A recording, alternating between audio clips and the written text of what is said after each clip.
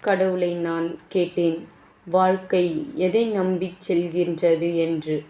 அவர் சொன்னார், மௌனமாய் உன் அறைக்குள் சென்று பார் என்று.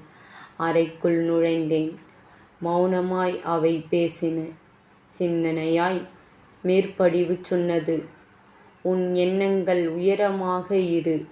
காத்தாடிச் சொன்னது, குளிர்ந்து இரு, கோபம் இன்றி வாழ். கடிகாரம் செப்பியது, நேரம் அரிது, மதிப்புக் கொடு. காலண்டர் கூறியது, தினமும் புதிய நாளாய் பிறவி எடு. மணிபர்ஸ் உணர்த்தியது, இன்றைய சேமிப்பு நாளை உனது நம்பிக்கை. கண்ணாடி நிமிர்ந்தது, உன்னைப் பார்த்து சிரித்துப் பழகு. விளக்கு வெளிச்சமாய் சொன்னது, அடுத்தவர் வாழ்விலும் ஒளி சேர்த்துக் கொடு என்று. ஜன்னல் திறக்கப்பட்டது, உன் எண்ணங்கள் பறக்கவிடு. படிக்கட்டு மெல்லக் கூறியது, ஒவ்வொரு அடியிலும் கவனமாக இரு. அவற்றின் மௌனமே எனக்குப் பாடம்.